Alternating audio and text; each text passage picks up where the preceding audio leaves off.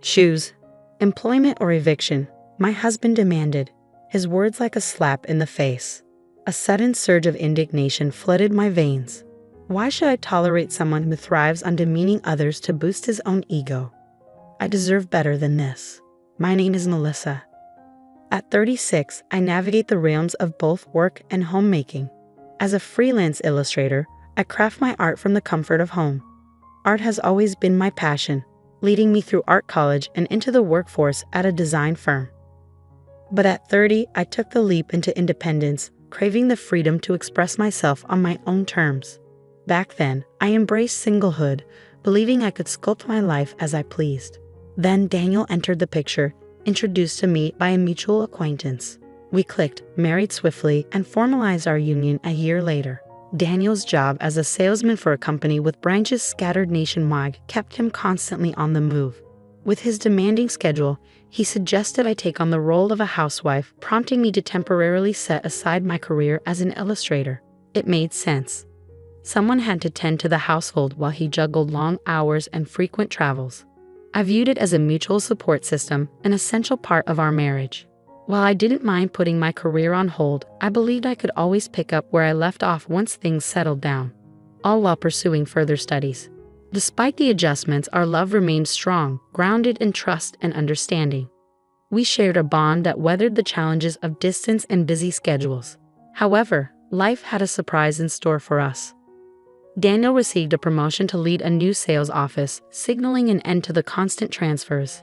It was a significant milestone, commonly referred to as a promotion. With my new position came the promise of stability. We wouldn't be uprooted anytime soon, allowing us to establish roots in one city at last. The constant nomadic lifestyle had worn us down, leaving us yearning for a sense of permanence. Now the prospect of settling in a single town filled us both with relief and joy.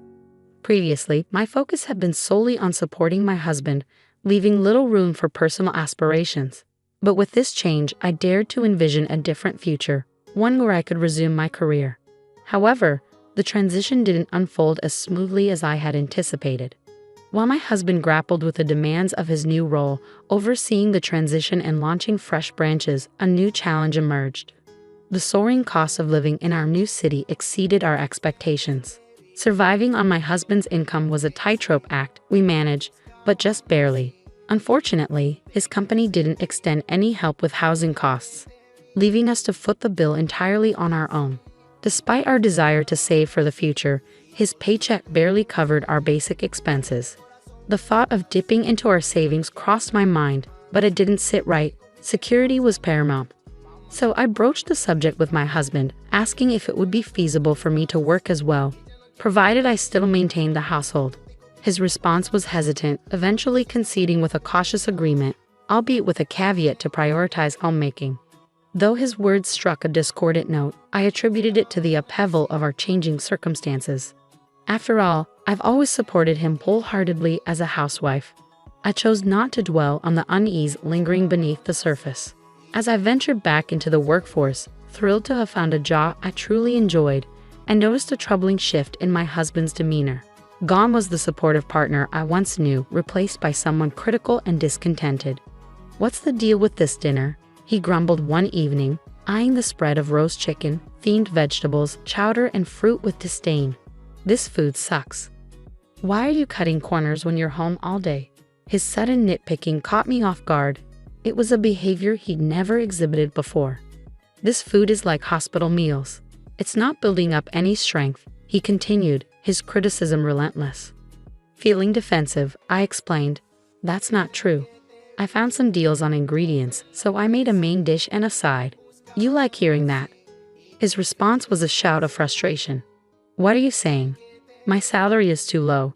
I couldn't understand his reaction. My return to work was supposed to bring fulfillment and a sense of contribution, not discord within our household. His sudden outburst left me reeling, stunned by the venom in his words. Why was he twisting my intentions like this? His anger rendered me speechless. "Do you have any idea how hard I work to support you?" he snapped, his frustration palpable. "Just when I get promoted and things are looking up, don't mess it up by doing something unnecessary."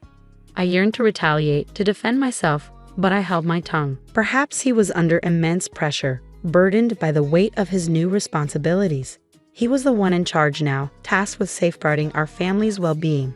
In that moment, I felt the pang of guilt. Maybe he was just exhausted, overwhelmed by the demands of his role. "I'm sorry," I murmured, swallowing my pride. "I apologize." In my heart, I convinced myself that his outburst was merely a manifestation of fatigue and stress. Despite my return to work, his domineering demeanor persisted. "Hey, are you slacking?" he barked one day, interrupting my tasks. "I'm cleaning the bathroom." "Where's the shirt I was going to wear today?" "At least shine my shoes." His behavior was a far cry from the person he once was. What had changed? It seemed like he had transformed into someone unrecognizable, prone to constant yelling and shouting. Each day, my trust in him eroded a little more. Balancing the demands of housework and my job proved to be more challenging than I had anticipated. I longed to steal moments to work in between chores, but striving for perfection to meet his standards left me with little time for anything else.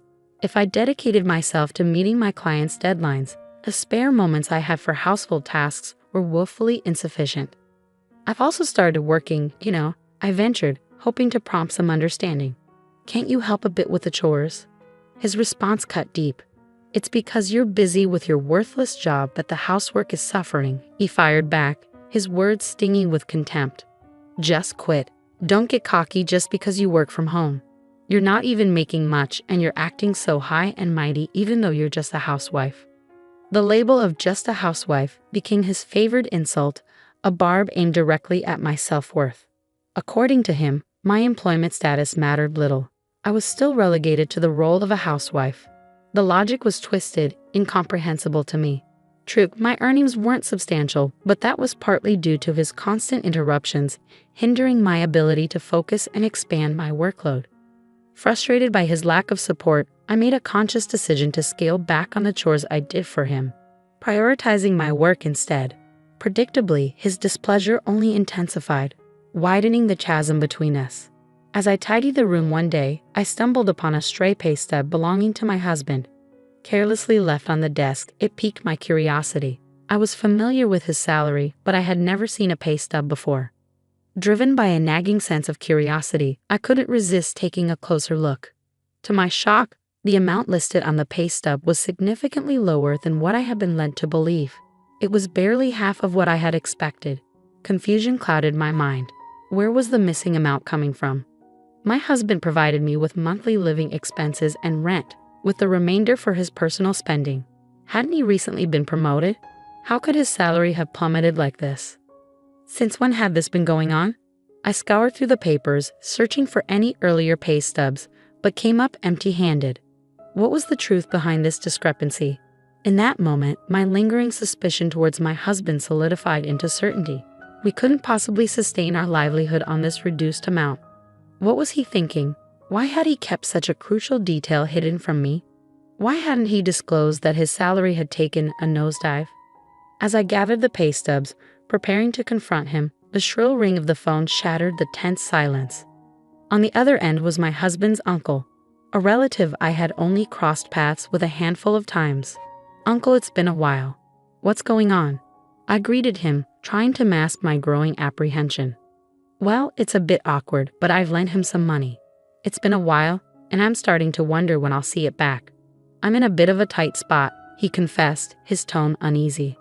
"He owes you money?" The pieces of the puzzle fell into place. My husband had been bridging the gap in his salary with loans from his uncle, a substantial sum reaching into the tens of thousands. As the realization hit me, I felt a surge of guilt. I apologized profusely to his uncle, promising to repay him as soon as possible. Despite the situation, his uncle showed remarkable kindness, reassuring us with a gentle, "Just pay it back when you can." That night, I chose to keep the knowledge of the debts and pay stubs to myself. However, with each passing moment, my simmering anger towards my husband intensified. His constant belittlement, the exploitation of my efforts around the house, and the interference with my work had worn me thin, and that night was no exception. As he continued his barrage of criticism, his words stung with familiar disdain. "When will you ever get good at household chores?" he chided, his tone dripping with contempt. The food's terrible. The entryway's a mess. What have you been doing at home? Another useless job, I bet. Being a housewife must be easy. His relentless tirade only fueled the flames of resentment burning within me. Doesn't he realize the contradiction in his words? I fulfill the same household duties as anyone else. If you're unhappy, why don't you take over? You've been coming home on time lately. You're capable, I countered, refusing to yield. But my defiance only seemed to stoke his anger. With a forceful slam of his fist on the table, he snapped. Since when did you become so mouthy? Dumb overstep, you waste of money. Do you even know who's providing for you? I refused to back down. What's wrong with standing up for myself? I'm doing my part. What about you? I challenged him, meeting his glare head-on. I refused to tolerate this any longer, I declared, my resolve firm. But he showed no sign of backing down. You pretend to contribute around the house, but you're all talk. Start earning, then we'll talk. I bit back the retort that rose to my lips, recognizing the hypocrisy in his words. Maybe the same could be said for you, I thought. But I held my tongue. Should have never married you, he continued, his words laced with venom. What a drain on our finances you've become. You keep complaining about money, so why don't you do something about it? If you're not going to work, then leave. I gathered my already prepared bags and made my way towards the door. You can't handle anything on your own, anyway. Why do you think you can leave? He challenged, his tone dripping with disbelief. Giving him a steely gaze, I retorted, by the way, I'm leaving. I've already completed the paperwork. With a decisive motion, I slapped the divorce papers I had obtained from the city hall onto the table. The shock on his face was evident. He hadn't anticipated my departure, let alone the initiation of divorce proceedings. He stood frozen, rendered speechless by the sudden turn of events. Well, that settles it, I stated firmly. Make sure you fill out your portion and submit it soon. With that, I turned and left, determined to reclaim my autonomy and forge a new path forward. I departed from our home and made my way to my parents, where I had already briefed them on the situation. They greeted me with open arms, providing comfort and support in the midst of turmoil. As I recounted the sudden shift in my husband's behavior, the revelation of his true income, and the mounting debt he had concealed, my parents grew increasingly concerned. Their advice was clear: divorce him without delay. I shared their sentiment, fully intending to initiate the divorce proceedings. However, a nagging doubt lingered in my mind. Would he even cooperate and complete the necessary paperwork? Dad mentioned he'd connect me with a lawyer if things got complicated. I confided to my father, grateful for his supportive stance and the promise of legal assistance. With each passing day, I longed for a swift resolution to my marital turmoil. A week after my departure, my husband unexpectedly appeared at my parents' doorstep. Have you completed the divorce papers? I inquired, bracing myself for his response. Sorry, I wanted to ask if you had filled them out. Can we please discuss this? Can you reconsider the divorce? His plea caught me off guard. He seemed uncharacteristically vulnerable. Though my parents regarded him with skepticism, they conceded that a conversation was warranted. It turned out there was never a promotion. His supposed career advancement was nothing but a fabrication. In reality, he had been reassigned to a subsidiary, a move that amounted to a demotion, hence the decrease in his salary. The truth was a bitter pill to swallow. It seemed he had never quite excelled in his role. While I had harbored suspicions about his competence, I hadn't realized the extent of his ineptitude. As the pieces fell into place, I learned that his frequent transfers and job changes were not a testament to his ambition, but rather a reflection of his inability to perform adequately. He had become known as the office's hot potato, perpetually passed from one role to another due to his shortcomings. Now, he found himself stranded in an inconsequential subsidiary, trapped in an environment where promotions were virtually non-existent and individuals were often forced out. My husband's pride was always towering, perhaps too towering for him to admit the truth and instead fabricate a promotion. With his status at work diminished, he sought solace in inflating his ego at home, asserting superiority under the guise of providing for a housewife like you. His belittling remarks and deliberate undermining of my work were all part of his effort to uphold his pride.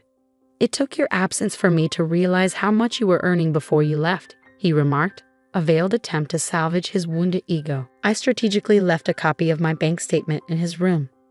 Despite earning less than him, my income was still significant enough to support our lifestyle. I realize I need you, I confessed, acknowledging the practical realities of our situation. I can't manage the rent alone, but together, I believe we can overcome these challenges. Let's give our relationship another chance. I want to build a future with you, one without causing each other pain. His eyes welled up with tears at my heartfelt plea, but I remained resolute. If you're struggling with rent, then perhaps it's best for you to find a more affordable place on your own, I suggested bluntly. And what about your uncle's debt? You need to address that too. His shock at my knowledge of his debts betrayed his ongoing attempts to conceal his financial burdens and start afresh. Some people simply refuse to face reality. I understand you were trying to make ends meet by borrowing from your uncle, but if we're considering a fresh start, shouldn't honesty be our foundation? I questioned, my tone laced with disappointment. Your deception has shaken my trust in you. I can't fathom entrusting our daughter's care to someone who hides such significant debts from her own family. How were you planning to address the debt without her knowledge? My husband remained silent, his expression betraying a mixture of guilt and apprehension. Undeterred, I pressed on. If you refuse to agree to the divorce, I'll have no choice but to involve a lawyer, I declared firmly. Your hurtful comments alone provide sufficient grounds for divorce, and I have the evidence to prove it, so be prepared. It appeared my husband had resigned himself to our fate as he retrieved the divorce papers from his bag. I've made irreparable mistakes. It's too late now. We're strangers, he admitted somberly. Accepting the papers, I noted our sparse shared assets, a modest savings that we divided between us. With that settled, we vacated the apartment we once shared as a couple. I later learned that my husband had decided to leave his job.